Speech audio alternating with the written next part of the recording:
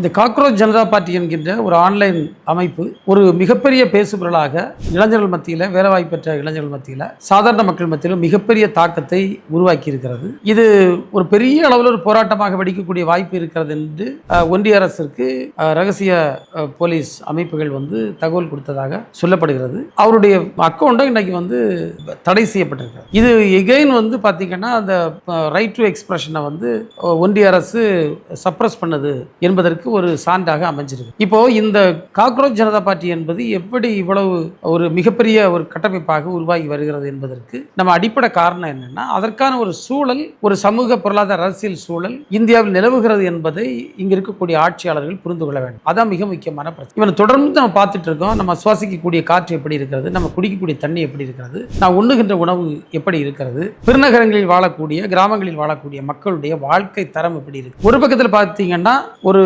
மேலெழுந்த வாரியாக ஒரு மிகப்பெரிய வளர்ச்சியை நாம் பார்க்க முடிகிறது. ஆனால் அந்த வளர்ச்சிக்கும் கீழே இருக்கக்கூடிய மக்கள், அடித்தட்டு மக்களுக்கு இருக்கக்கூடிய இடைவெளி என்பது ஒரு மிகப்பெரிய இடைவெளியாக சென்று கொண்டிருக்கு. ஒரு உதாரணமா, சாதாரண ஒரு லேபர் இன்றைக்கு அரசு நிர்ணயித்திருக்கக்கூடிய சம்பளம் எவ்வளவு? சென்னை போன்ற பெருநகரங்களிலே ஒரு 423 ரூபாய் தான் ஒரு நாள் அவங்களோட ஒரு ஊதியமாக மாவட்ட ஆட்சியர்கள் ஃபிக்ஸ் பண்ணி இருக்கக்கூடிய சூழல் நம்ம பார்க்கணும். அப்படி இருக்கக்கூடிய நேரத்தில் ஒரு சாதாரண மனிதன் தன்னுடைய வாழ்க்கையை அவன் நடத்த முடியுமா? அது ஒரு மிகப்பெரிய கேள்வி. ஏன்னா எங்கேயாவது ஒரு இடத்துல போய் நம்ம ஒரு கப் தண்ணி காசு கொடுத்து வாங்காம குடிக்க முடியுமா? நாம் எங்கேயாவது போய் மாசுபடாத ஒரு காற்றை சுவாசிக்க முடியுமா? நாம் எங்கேயாவது போய் ஒரு பல்வேறு விஷத்தன்மையான உரங்கள் கலக்கப்படாத ஒரு உணவை நம்ம சாப்பிட முடியுமா? இதெல்லாம் ஒரு பெரிய கேள்வியா இன்னைக்கு உருவாகிட்டு. அதுபோன்று இன்னைக்கு பள்ளிக்கூடங்கள், கல்வி நிறுவனங்கள் பல இருந்தாலும் நம்ம அந்த கல்வியினுடைய தரம், அந்த கல்வியை கற்ற இளைஞர்கள் தங்களுடைய வாழ்க்கையில வருகின்ற சவால்களை எதிர்கொள்ளக்கூடிய அளவில் இருக்கிறதா? அவங்க இந்த கல்வியை முடித்து விட்டு செல்லுகிற நேரத்தில் ஒரு வேலை வாய்ப்பில் ஏறுவதற்கான அந்த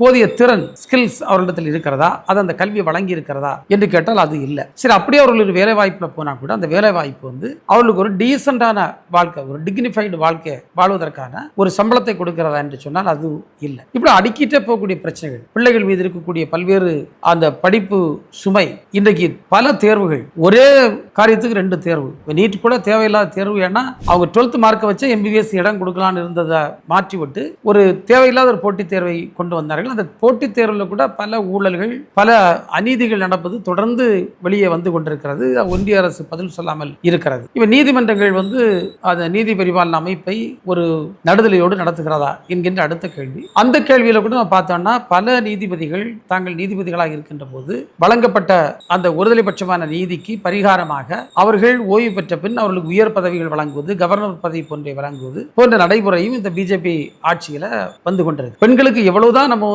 இடஒதுக்கீடு போன்றவை கொடுத்தாலும் இன்னும் அவளுக்கு ஒரு முழுமையான பாதுகாப்பும், ஒரு பிரதிநிதித்துவமும், ஒரு அங்கீகாரமும், சம வேலைக்கு சம ஊதியம் போன்ற பல்வேறு கோரிக்கைகளும் நடந்திருக்கிறதா என்று சொன்னால் இன்றைக்கும் நடக்கவில்லை என்கின்ற ஒரு மிகப்பெரிய குற்றச்சாட்டு. இதை நான் பார்த்தோம்னா ஒரு ஒளிவு மறைவற்ற ஆட்சி, அந்த டெலிவரி ஆஃப் சர்வீசஸ் என்று சொல்லுவோம். இன்றைக்கு ஒரு சாதாரண அலுவலகங்களில் ஒரு சாதாரண மனிதர் சென்றால் அவருடைய ஒரு காரியத்தை நடத்துவதற்கு அவர் படக்கூடிய கஷ்டம், இது எல்லாம் மிகப்பெரிய அளவில் பிரபலிச்சிருக்கு. அந்த பிரதிபலிப்பு தான் இந்த காக்ரோச் ஜனதா பார்ட்டி என்கின்ற ஒரு உருவாக்கத்திற்கு அடிப்படை காரணமாக அமைந்திருக்கு. இந்த சூழல்ல இன்னைக்கு ஒன்றிய அரசு செய்வது போன்று அவங்களுடைய அக்கௌண்ட்டை முடக்குவது, அவங்களுக்கு பல்வேறு நெருக்கடிகளை கொடுப்பது, அவளை மிரட்டுவது, இது சரியான அணுகுமுறையா பார்த்தோம்னா நிச்சயமாக இந்த அணுகுமுறை சரியில்லை. ஏன்னா ஏற்கனவே நம்ம பல தவறுகளை தொடர்ந்து செய்து கொண்டிருக்கின்றோம். ஒரு மிகப்பெரிய தவறு என்னவென்றால், இப்ப நாங்க எல்லாம் மாணவர்களாக இருக்கும்போது பள்ளிக்கூடத்திலே நாங்க படிக்கின்ற போதே மாணவர் இயக்கங்கள்ல இருந்தோம். கல்லூரியில மாணவர் பேரவையில சேர்ந்த பேரவையினுடைய உறுப்பினர், பேரவையினுடைய செயற்குழு உறுப்பினர், பேரவையினுடைய தலைவர் போன்ற பொறுப்புகள் எல்லாம் நான்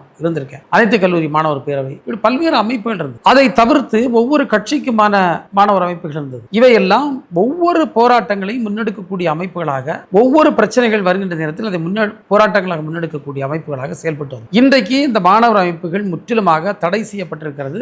இல்ல அது செயல்படாத அளவிற்கு அதை அடக்கி வாசிக்க வைத்திருக்கின்றார்கள். இதனுடைய வெளிப்பாடு என்னவென்றால், அந்த இளைஞர்கள், மாணவர்கள் தங்களுக்குள்ள இருக்கக்கூடிய உள்ள குமரல்களை, தங்களிடம் இருக்கக்கூடிய கோரிக்கைகளை வெளிப்படுத்துவதற்கான ஒரு வாய்ப்பு கூட இல்லாமல் போய்விட்டது. இன்றைக்கு தேர்தல் அரசியல் கூட எவ்வளவு பணம் சார்ந்து சென்று கொண்டிருக்கிறது, ஜாதி மதம் சார்ந்து சென்று கொண்டிருக்கிறது. இன்றைக்கு இளைஞர்கள் சொல்லியிருக்கக்கூடிய ஒரு மிகப்பெரிய வேதனையான வருத்தம் என்னவென்றால், இந்த நாடு ஒரு டிவிசிவ் பாலிடிக்ஸ் நேராக போயிட்டு இருக்கு. பாத்தீங்கன்னா ஜாதி மதம் இப்படி பிரிக்கக்கூடிய நிலை. ஒரு ஊர்ல கூட ஒரு வேட்பாளருடனா அது எந்த ஜாதி எந்த மதம், எவ்வளவு பணம் செலவு பண்ண முடியும், இப்படிப்பட்ட அளவுகோல்கள் தான் இருக்கக்கூடிய ஒரு சூழல் நம்ம பார்க்கும். இது எல்லாமே ஒரு ஃப்ரஸ்ட்ரேஷன், ஒரு வெறுப்பை இன்றைக்கு இளைஞர்கள் இளைஞர்கள் மத்தியில் உருவாக்கி இருக்கிறது. இந்த தருணத்தில் அந்த இளைஞர்களின் உணர்வுகளை நாம் எண்ணி பார்த்து எதிர்காலத்தை எப்படி கட்டமைக்க வேண்டும், எதிர்காலத்தில் மனிதனுடைய சமூக வாழ்வு எப்படி இருக்க வேண்டும், பொருளாதார சூழல் எப்படி இருக்க வேண்டும், அரசியல் எப்படி இருக்க வேண்டும் என்பதை மிக தீவிரமாக இளைஞர்களோடு சேர்ந்து ஆலோசித்து அதற்கான வழிமுறைகளை பார்ப்பதுதான் சரியாக இருக்குமே தவிர அவர்களை அடக்க ஒடுக்க நினைப்பது என்பது எந்த சூழ்நிலையிலும் காட்டாற்று வெள்ளத்தை தடுக்க நினைப்பதற்கு சமமாகத்தான் இருக்கும்